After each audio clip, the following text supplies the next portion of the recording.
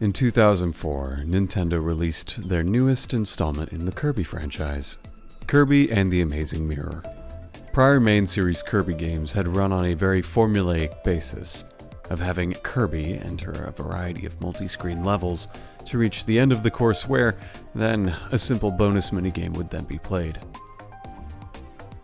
This formula was turned on its head into a full-on Metroidvania remix by having the player, as Kirby, explore an entire maze-like overworld and a variety of subworlds in order to locate 8 mirror shards.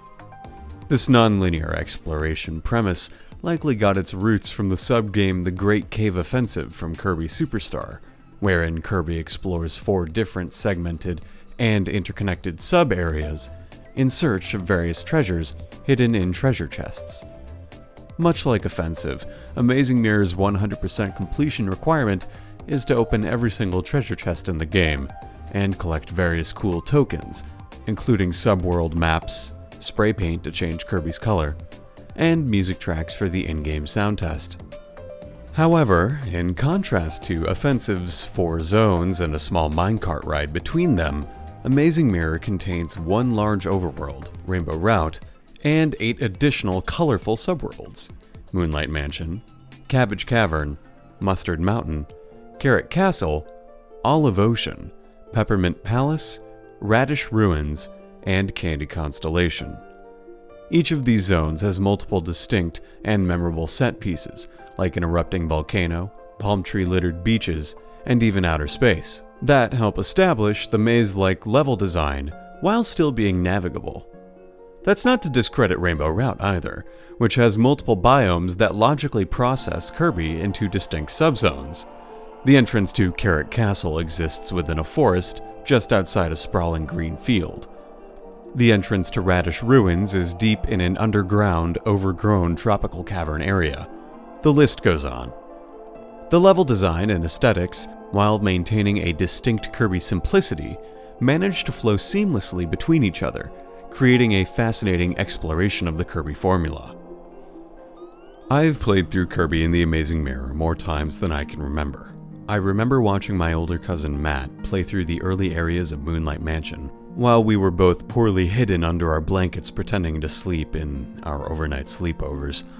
I remember debating which cannon to pick in Carrot Castle as I sat in the back seat on the way to another cousin's wedding reception, and preparing to let Matt have his game back. "Make sure you unlock Mustard Mountain for me," were the last words I was able to say to him before heading back home to the Twin Cities at the end of the weekend.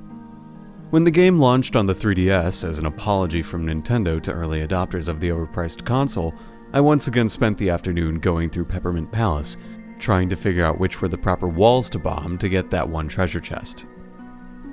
When I wanted to test my Dazzle capture card with my newly acquired GameCube player, I popped that Navy cartridge into the slot and felt the nostalgia-flavored dopamine wave over me. Even now, as I approach my mid-20s, if I'm ever in need of a game to play to burn an hour or two, I'll load up Amazing Mirror in some capacity and see how quickly I can beat the game. It is this piece of media that I find is ingrained into my persona. Like the kids who grew up playing Super Mario Bros. Or Final Fantasy VII, or Minecraft, or even Fortnite, I cannot reject the impact that this game has had on my childhood and interests. I loved mazes and colors and building more of my own original worlds just to see which kinds of places I could create. I suppose this may be a case of me being more interested in all these things and Amazing Mirror just being the piece that linked them all together, but my only console as a child was the Game Boy Advance SP, so having a colorful, explorative game that was simple yet engaging was exactly what my 8-year-old brain craved to play on my Pearl Blue GBA.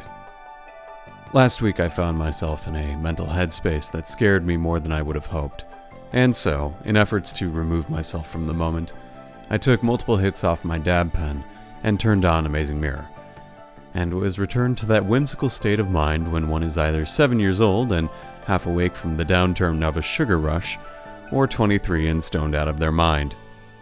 This was the most recent time I played my favorite video game.